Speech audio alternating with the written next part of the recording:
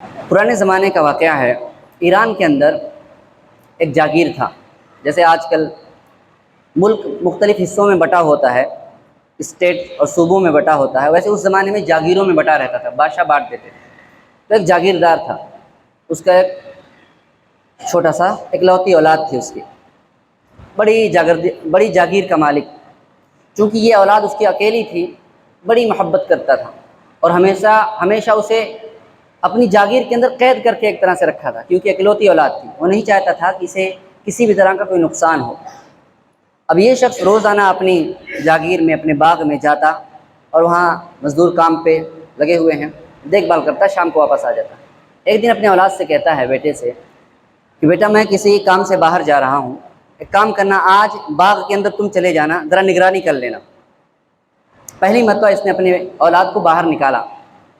اب یہ باہر جاتا ہے، ابھی بچہ جو ابھی بلوغت کی عمر کو ہے،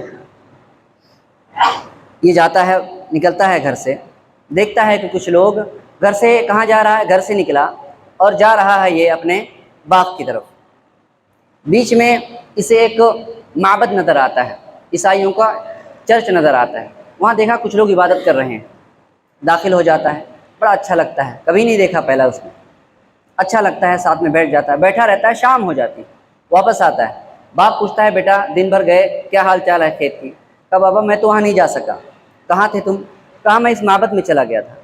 تو یہ باپ سخت، چونکہ یہ کٹر مجوسی تھا، آگ کی پوجا کرنے والا تھا، آگ کی عبادت کیا کرتا تھا، اس نے کہا کہ دوبارہ، وہ عیسائیوں کا چرچ ہے، دوبارہ اس میں نہ جانا، ورنہ تمہارے ساتھ معاملہ اچھا نہیں ہوگا۔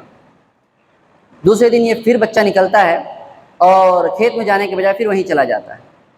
2 سے 3 مرتبہ ہوتا ہے، باپ سخت ناراض ہو جاتا ہے اور اس کو اپنی اس چہیتی اور اکلوتی اولاد کو زنجیروں میں باندھ کر کے کمرے میں پیک کر دیتا ہے اور نگراں لگا دیتا ہے کہ آج کے بعد سے اس پہ سخت نگرانی رکھو اور یہ جا نہ پائے۔ کیونکہ رئیس زیادہ ہے یہ، اس نے غلام کو کچھ پیسے وغیرہ کا بہانہ دے کر کے اپنی زنجیریں کھلوائیں اور جا کر کے سیدھا چرچ پہنچتا ہے۔ چرچ میں جو پادری ہوتا ہے اس کو کہتا ہے کہ میں عیسائیت قبول کرنا چاہتا ہوں، مجھے کیا کرنا ہوگا، اور میں اس شہر میں نہیں رہ سکتا، اگر میں اس شہر میں رہوں گا تو میرا باپ مجھے پھر سے پکڑ کے لے کے جائے گا، میں چاہتا ہوں کہ مجھے کوئی ایسی جگہ بتا دو جہاں میں جا کر کے اللہ رب العزت کی عبادت کر سکوں۔ یہ شخص ایک قافلے کا بندوبست کر دیتا ہے، قافلے والے اسے، اس شخص کو بھیج دیتے ہیں عراق کی سرزمین پر۔ یہ واقعہ کہاں کا؟ ایران کا ہے۔ یہ بندہ ایران چلا جاتا، عراق چلا جاتا ہے۔ عراق میں کسی پادری کے پاس رہتا ہے، جتنا توفیق ہوتی ہے عبادت کرتا ہے اللہ کی، لیکن جس شخص کے ساتھ، جس پادری کے ساتھ رہ رہا ہوتا ہے، اس کی موت کا وقت قریب آ جاتا ہے۔ یہ پوچھتا ہے کوئی اور جگہ بتاؤ جس کے پاس میں جا کر کے عبادت کروں اللہ کی۔ کہا کہ یہ بھی جہاں تک میں جانتا ہوں دنیا کے اندر ایک اللہ کی سچی عبادت کرنے والے لوگ نہیں ہیں، لوگ شرک میں پڑے ہوئے ہیں، بدعتوں میں پڑے ہوئے ہیں، خالص سچے دین پر عمل کرنے والے لوگ اس زمانے میں موجود نہیں ہیں۔ بس میرے خیال میں ایک شخص ہے جو شام کے علاقے میں رہتا ہے، وہاں آپ چلے جاؤ، شاید وہاں آپ کی مراد پوری ہو جائے۔ تو اب یہ بچہ شام چلا آتا ہے، کہاں سے نکلا؟ ایران سے نکلا، عراق آیا، عراق میں وفات ہوئی، اب شام نکلا ہے، شام کو آیا۔ شام میں بھی ایسا ہی ہوتا ہے، کچھ دنوں تک عبادت کرتا ہے اور عبادت کرنے کے بعد اس کے ساتھ رہتا ہے، دین کو سیکھتا ہے، اور وقت قریب آ جاتا ہے پادری کا، پھر کہتا ہے کہ اب بتاؤ میں کیا کروں، میرے ساتھ ایسا بار بار ہو رہا ہے، میں جہاں جاتا ہوں وہاں پادری کی وفات ہونے لگتی ہے۔ تو کہتا ہے کہ یہ پادری کہتا ہے کہ اب دنیا کے اندر خالص توحید پر، خالص ایک اللہ کی عبادت کرنے والا کوئی شخص ہے اگر میری نگاہ میں، تو ایک عموریہ، ایک جگہ کا نام ہے، وہاں چلے جاؤ، شاید وہاں تمہیں تمہاری مراد مل جائے۔ ابھی یہ شخص عموریہ جاتا ہے شام سے۔ عموریہ فی الحال موجودہ ترکی میں ہے، ترکی جو کہ تقریباً یورپ سے ملتا جلتا ملک ہے۔ تو یہ وہاں ترکیہ بالکل ایشیا کی سرحد پر جا کر کے، وہاں پر جا کے عموریہ کے اس پادری سے ملاقات کرتا ہے، وہاں کچھ سالوں تک رہتا ہے، بالآخر وہی ہوتا ہے، اس کی بھی وفات کا وقت قریب آتا ہے۔ کہتا کہ اب بتاؤ میں کیا کروں، اب کہاں جاؤں؟ یہ پادری کہتا ہے کہ اب میری نگاہ میں اس پوری دنیا کے اندر خالص توحید پہ عمل کرنے والا کوئی نہیں ہے، جو دین ہے مشق ہو چکا ہے، آسمانی دین تھا وہ مشق ہو چکا ہے، اب اگر تمہیں ہدایت کے متلاشی ہو اور خالص دین سیکھنا چاہتے ہو تو میرے خیال سے اب آخری نبی کے وقت کا دور قریب آ چکا ہے، کچھ نشانیاں ہیں، یہ علامتیں ہیں، چلے جاؤ وہاں پہ، کچھ نشانیاں علامتیں بتلاتے ہیں۔ تو یہ نوجوان، اب پہلے بچہ اب نوجوان ہو چکا ہے، یہ نوجوان جو ہے اموریہ سے نکلتا ہے اس جگہ کی تلاش میں جہاں آخری نبی آنے والا ہے۔ کھجوروں کا درخت، کھجوروں کا شہر، کالے پہاڑوں کا شہر، پتھریلی زمینوں کا شہر ہے، کوئی نام نہیں، کوئی پتہ نہیں کہاں، بس علامت یہ ہے کہ وہاں کھجور اگا کرتی ہے۔ علامت یہ ہے اس جگہ کی جہاں آپ کو جانا ہے، وہاں کالے پتھر کے پہاڑ ہیں، بس یہی نشانی ہے۔ اب یہ نکل پڑتا ہے، اندازہ لگاتا ہے کہ کہاں ہو سکتا ہے، آج کل کے سعودی عرب میں ہو سکتا ہے۔ تو وہاں کسی قافلے سے بات چیت کر کے ان سے بات کرتا ہے کہ مجھے فلانی جگہ پہنچا دو، حجاز کی سرزمین پر پہنچا دو۔ اب وہاں جانے کے لیے توشہ چاہیے، جس کے ساتھ جانا ہے اس کو بھی کرایہ بھاڑا دینا ہے، بڑی محنت کر کے کچھ پیسے سونے چاندی جمع کرتے ہیں، اور بالآخر ایک قافلہ نصیب ہوتا ہے، قافلے کے ساتھ پورا پیسہ اس کے حوالے کرتے ہیں اور کہتے ہیں ہمیں فلاں جگہ پہ پہنچا دو۔ قافلے والے لے کر کے جاتے ہیں ایک منزل تک، لیکن ان کی نیت بدل جاتی ہے قافلے والوں کی۔ یہ ایک ایسا نوجوان ہمارے ساتھ ہے جس کے آگے پیچھے کوئی نہیں ہے، اور اس نے شروع سے ہی سارے پیسے ہمیں اپنے حوالے کر دیے ہیں، لگتا ہے دماغ کم ہے اس کے۔ انہوں نے کیا کیا کہ اچھا موقع ہے، پیسہ تو لے ہی لیا ہے، ایک کمائی کا ذریعہ نکل گیا، ایک اور موقع تلاش کر لیتے ہیں، اس کو باندھ کر کے غلام بنا کر کے بیچ دیتے ہیں، کچھ اور کمائی کر لیں گے۔ انہوں نے کیا کیا، ایک جگہ پر اسے باندھ کر کے غلام بنا کر کے بیچ دیا اس کو، اور خریدنے والا اتفاق سے ایک یہودی تھا، اس نے خرید لیا۔ اب یہ پہنچے تو قریب اپنی منزل کو، لیکن منزل تک پہنچنے سے پہلے غلام بنا لیے گئے، قید ہو گئے۔ اتفاق یوں ہوتا ہے کہ جس یہودی نے خریدا تھا اس یہودی کا ایک رشتہ دار مدینہ میں رہا کرتا تھا، وہ رشتہ دار مدینہ سے اس یہودی کے پاس جاتا ہے، وہ یہودی کہتا ہے کہ دیکھو یہ میرا غلام ہے، یہ میں تمہیں ہدیہ دیتا ہوں۔ تو اب یہ غلام، یہ یہودی اس غلام کو لے کر کے مدینہ چلا آتا ہے، گویا اللہ نے غلامی کے ذریعے سے اس کی اصل مقصود، منزل مقصود تک پہنچا دیا اسے۔ اب یہ پہنچ گیا، اب انتظار چل رہا ہے، ایک دن خبر ہوتی ہے کہ غلامی کی زندگی گزاری جا رہی ہے، کوئی پتہ نہیں کہ نبی آئے گا نہیں آئے گا، کیا پتہ، غلام ہے، کوئی اختیار نہیں۔ لیکن دیکھتے ہیں دو چیزیں مل گئی ہیں، ایک تو کھجوروں کے درخت مل چکے ہیں، دوسرا کالے پہاڑ کا ایریا، کالے پتھر کا ایریا مل چکا ہے، شاید یہی آنے والے ہیں۔ اتفاق سے ایک دن ان کے کان میں آواز آتی ہے کہ کوئی نبی آنے والا ہے، اور وہ اپنے ملک کو چھوڑ کر کے یہاں آ رہا ہے۔ یہ ان کا توجہ وہاں لگ جاتی ہے۔ تو جیسا کہ ہجرت کا واقعہ معلوم ہے، کہتے ہیں کہ سارا مدینہ روزانہ نکل کر کے نبی کا انتظار کر رہا ہے۔ ایک دن ہوتا یوں ہے کہ میں کھجور کی اونچائی پر بیٹھ کر کے کچھ کاٹ رہا ہوں تنے پر، کہ اچانک سے ایک یہودی کا دوسرا غلام بھاگتا ہوا آتا ہے، کہتا ہے کہ وہ نبی آ گیا جس نبی کا یہ مدینہ والے انتظار کر رہے تھے۔ کہا کہ یہ خبر جیسے میں نے سنی، جیسے میرے ہاتھ پاؤں معوف ہو گئے، میں اوپر سے نیچے دھڑام سے گرا، اور بے ساختہ کئی سوال جو ہے اس سے میں نے پوچھے، کون ہے، کہاں سے آیا، کیسے آیا، کب آیا، کیوں کر آیا، کئی سوال ایک ساتھ پوچھ لیے۔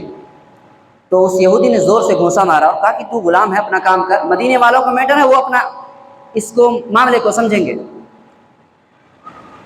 کہتے ہیں کہ جب شام ہوئی، کام سے فراغت ہوئی، تو کھجوروں کی ٹوکری لی، کھجور رکھا، نشانی کی تلاش میں نکل پڑے، آئے، ٹوکری رکھی، کہا کہ اللہ کے نبی، یہ کھجوروں کی ٹوکری ہے، صدقہ ہے میری طرف سے۔ آپ نے کہا کہ اٹھا لو اسے، ہم صدقہ نہیں کھاتے۔ صحابہ کو کہا کہ کھا لو، کہا کہ ہذہ ثانیہ، یہ دوسری نشانی ہو گئی۔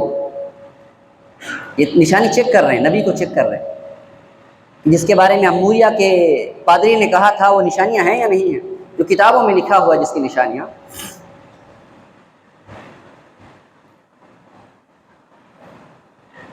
اب صدقہ نہیں کھایا، دوسرے دن پھر ٹوکری میں لے کر کے آئے، کہا کہ کل ہم نے دیکھا کہ آپ نے صدقہ نہیں کھایا تھا، اب ہم چاہتے ہیں کہ آپ ہمارا دیا ہوا کھائیں، اب ہم آپ کو گفٹ کرتے ہیں، ہدیہ دیتے ہیں۔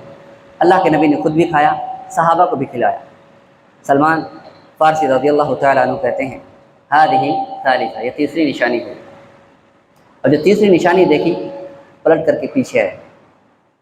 اللہ کے نبی صلی اللہ علیہ وسلم سمجھ گئے کہ سلمان کیا چاہتا ہے، اپنے جسم مبارک سے چادر کو نیچے کیا، دیکھا کہ مہر نبوت لگی ہوئی، دوڑ کر کے چپک گئے اور کہا کہ اشہد ان لا الہ الا اللہ اشہد ان محمد. سلمان فارسی کا قصہ ہے جو ایران سے نکلے اور مدینہ تک غلام ہو کر کے پہنچے، اور پھر اسلام لانے کے بعد 3 سال لگ گئے انہیں آزاد ہوتے ہوتے غلامی کی زنجیر سے. یہ تلاش حق کی ایک اسٹوری تھی، داستان تھی، جو ایک نوجوان بچپن کی حالت میں نکلتا ہے حق کی تلاش میں. اور آپ اگر دنیا کے نقشہ اٹھا کر کے دیکھو تو ایران، عراق، شام، ترکیہ، تقریباً پورا مڈل ایسٹ شامل ہے. ایک نوجوان حق کی تلاش میں پورے مڈل ایسٹ کو چھان مارتا ہے. اور حق، لوگ کہتے ہیں کہ ارے قرآن و حدیث سے بات کرتے ہیں نا، پروفیسر کو سن لو، انجینئر کو سن لو. یہ ایک نوجوان کی داستان کو سنو، پورے ملک میں ایک حق کی بات کرنے والا ملتا ہے. پورے ملک میں حق کی تلاش اتنی مشکل ہے. 100 سال سے زیادہ کی زندگی سلمان فارسی نے پائی. یہ 100 سال کی داستان ہے حق کی تلاش میں. تب جا کر کے نبوت کا علم نصیب ہوا، تب جا کے نبی کے بارگاہ میں جا کر کے پہنچے. میں اس سے اور کچھ ثابت کرنا چاہتا ہوں. یہاں اس کو رکتے ہیں، آخر میں خلاصہ نکالیں گے. یہ ایک فرد کی اسٹوری ہوئی داستان، 2 قوموں کی اور داستان. موسیٰ علیہ السلام کو اللہ تعالیٰ نے یہودیوں کے بیچ میں بھیجا، نبی بنا کر، رسول بنا کر دیا. یہ قوم فرعونیوں کے ہاتھ سے بری طرح سے پٹ رہی تھی. اللہ نے وحی کا بندوبست کیا، موسیٰ پر وحی کا نزول کیا، فرعون کے ظلم سے نجات ملی، اور یہ مصر کے اندر آباد ہو جاتے ہیں. اللہ ان کو بادشاہت سے نوازتا ہے اسی وحی کی اتباع کرنے کی وجہ سے. ہوتا یہ ہے کہ موسیٰ کا انتقال ہو جاتا ہے، اور یہ قوم اپنی خواہش پرستی کی وجہ سے، شبہات کی وجہ سے، شہوات کی وجہ سے، ڈاؤٹس کی وجہ سے، اور ہوا پرستی، نفس پرستی کی وجہ سے یہ اللہ کی کتاب میں تبدیلی کرنے لگ جاتی ہے. کہیں توریت کے حروف کو مٹا دیتی ہے، کبھی توریت کے معنی کو تبدیل کر دیتی ہے. جب ان کے بڑے لوگ گناہ کا کام کرتے تو ان کو سزائیں نہیں دیتے تھے، چھوٹے لوگ گناہ کا کام کرتے ان پر سزائیں مسلط کرتے. یہ حیلے بہانے کرتے شریعت کی مخالفت کرنے کے لیے. اللہ نے ان پر جانوروں کی چربی حرام کی، ان بدبختوں نے چربی کو پگھلایا پھر بیچا، کہا کہ یہ چربی نہیں، تیل بیچ رہے ہیں ہم لوگ. اللہ نے ان پر ان کے ظلم و ستم کی وجہ سے، ان کی نافرمانیوں کی وجہ سے کہا کہ تم دیگر دنوں میں ہفتے کے روز، سنیچر کے روز تم شکار نہیں کر سکتے مچھلیوں کا.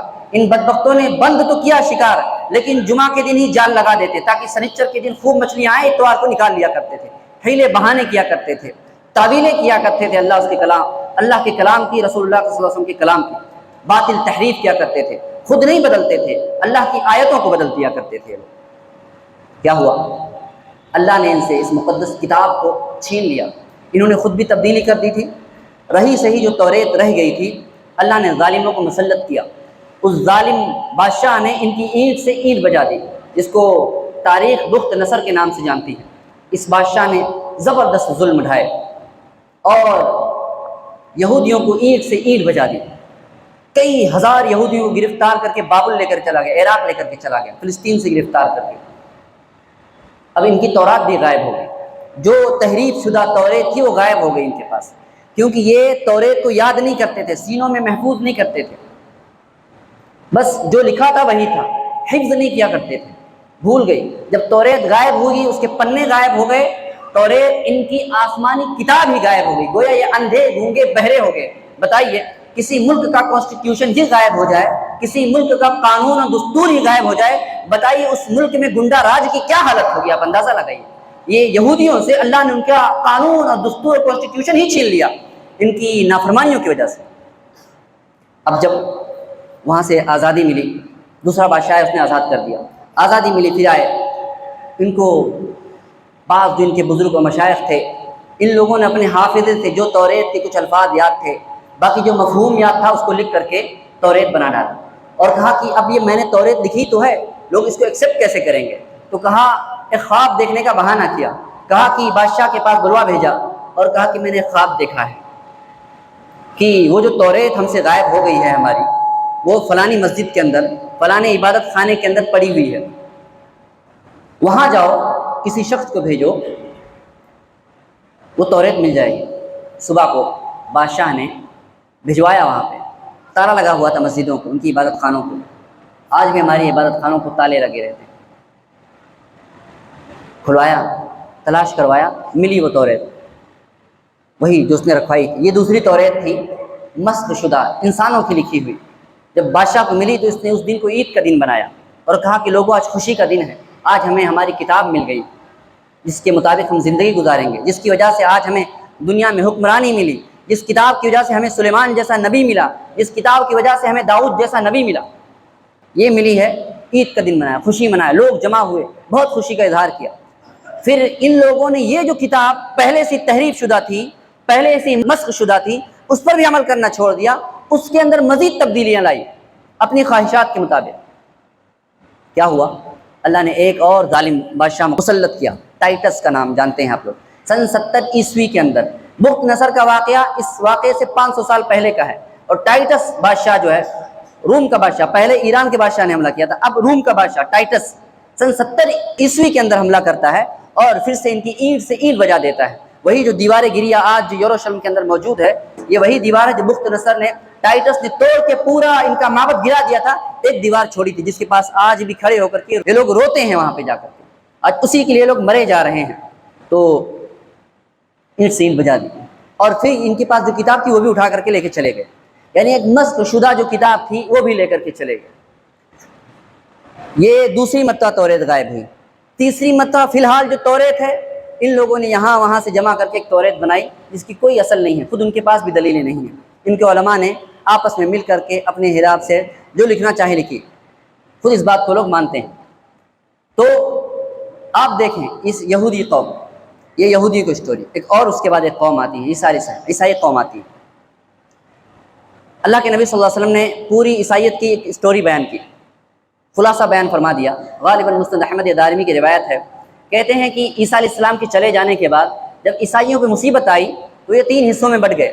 پہلا حصہ وہ تھا جنہوں جو حق پر قائم رہے اور جہاد کیا لیکن مقتول ہو گئے، تو یہ شہید اور غازی کہلائے، اللہ کے ہاں ان کے لیے اجر ہے، ثواب ہے۔ دوسرا وہ طبقہ جن کے ہاں جہاد کرنے کی طاقت نہیں تھی لیکن وہ اپنے دین پر ڈٹے ہوئے تھے، اسی لیے دین پر عمل کر سکیں، اسی لیے انہوں نے رہبانیت اختیار کر لی، جنگلوں میں چلے گئے، بیابانوں میں چلے گئے، صحراؤں میں چلے گئے، جھپڑ پٹی بناتے وہیں اللہ اللہ کر کے عبادت کرتے۔ یہ دوسری قسم کے لوگ۔ تیسری قسم کے وہ لوگ تھے جن کے اندر نہ جہاد کی طاقت تھی، بادشاہوں سے مقابلہ کرنے کی طاقت تھی، اور نہ ہی دنیا کو چھوڑنے کا حوصلہ تھا ان کے اندر۔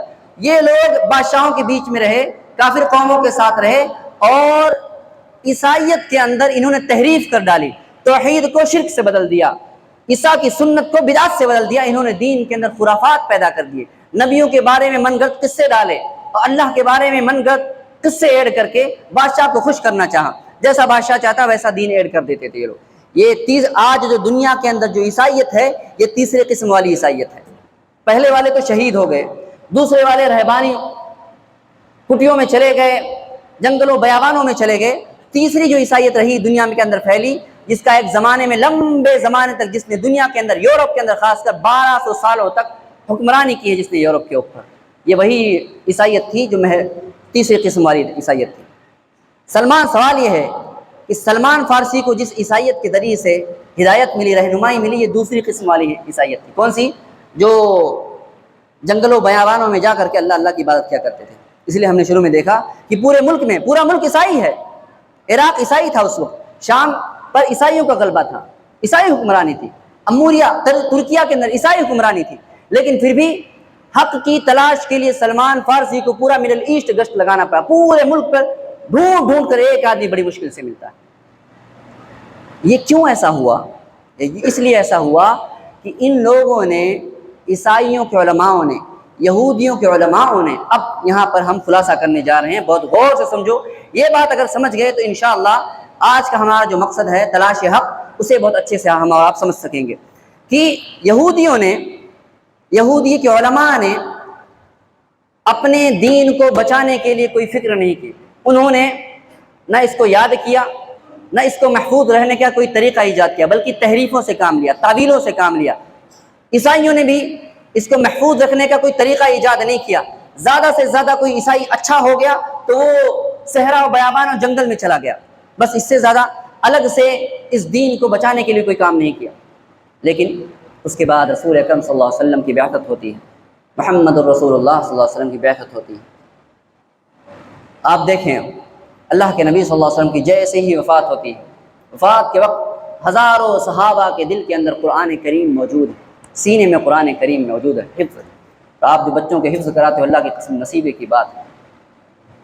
یہ ایسی دولت ہے جو گزشتہ قوموں میں کسی کو نصیب نہیں ہوئی، کہ جو آسمانی کتاب کو، وحی الہی کو اپنے سینے میں محفوظ کر سکے۔ اگر آپ کی اولاد حافظ دین ہے تو اللہ کی قسم بہت بڑا نصیبہ آپ نے پایا ہے۔ زمین و آسمان کے خزانے ایک طرف رکھ دیے جائیں اور یہ دولت اگر آپ کو گھر میں کسی کو نصیب ہوئی تو اللہ کی قسم اس کا کوئی برابری نہیں کر سکتا، کوئی برابری نہیں کر سکتا۔ قرآن کو اپنے سینوں میں محفوظ کیا۔ اللہ رب العزت نے فرمایا انا نحن نزلنا الذکر وانا لہ لحافظون، ہم نے اس کتاب کو کی حفاظت کی ذمہ داری اپنے اوپر لے رکھی ہے۔ دیکھو قرآن دو چیزیں، رسول اکرم صلی اللہ علیہ وسلم جو دین لے کر کے آئے دو چیزوں سے مل کر کے بنا، ایک قرآن ہے، اس قرآن کی مکمل شرح حدیث ہے۔ قرآن کی حفاظت کی ذمہ داری اپنے اوپر اللہ نے لے لی، لیکن کیا جب اللہ نے اپنے ذمہ لی تو صحابہ نے اس کو یوں ہی چھوڑ دیا؟ نہیں، صحابہ نے یاد کروایا اپنے بچوں کو۔ اور جب مسیلمہ کذاب کے خلاف جب جنگ ہوئی اور بہت سارے مسلمان شہید کر دیے گئے، حفاظ قرآن حافظوں کو شہید کیا گیا، تو بہت سارے صحابہ نے کہا کہ امیر المؤمنین عمر، ابو بکر، آپ قرآن کو لکھوا کر کے محفوظ کر لیجئے، کہیں ایسا نہ ہو کہ سارے حافظ شہید ہو جائیں، قرآن ضائع ہو جائے۔ تو قرآن کو لکھا کر کے محفوظ کیا ابو بکر نے، عمر نے، عثمان نے، لکھوا کر کے چار اسلامی تمام ملکوں میں، سلطنتوں میں پھیلا دیا۔ یہ تو قرآن کو بچایا۔ لیکن قرآن کی حفاظت کی ذمہ داری ڈائریکٹ اللہ نے اپنے اوپر لی تھی۔ اگر حفاظ پیدا نہ ہوتے تو میرا رب اس کو بچاتا، جیسے چاہتا بچا لیتا اس کو، قرآن کریم محفوظ رہتا، قیامت تک محفوظ رہے گا۔ سوال ہے قرآن کریم کی شرح، قرآن کی حفاظت کی ذمہ داری اللہ نے ڈائریکٹ اپنے اوپر لی، لیکن حدیث کی ذمہ داری ڈائریکٹ نہیں لی، بالواسطہ لی۔ اور اس حدیثوں کی ذمہ داری، حفاظت کی ذمہ داری کے لیے، حدیثوں کی حفاظت کے لیے اللہ نے محدثین کی جماعت کو پیدا کیا، جن محدثین نے ایک حدیث کو سننے سے پہلے مہینوں کا سفر کیا۔ امام بخاری کے بارے میں آتا ہے، یہ حدیث بڑے امیر گھر کے تھے، رئیس گھر کے تھے، پوری دولت قربان کر دی، اخیر میں جب کچھ سفر کے لیے نہ بچا تو دروازے کی کڑی نکالی، اس کو بیچا، کرایہ دیا اور جا کر کے اپنے شیخ سے علم دین حاصل کیا۔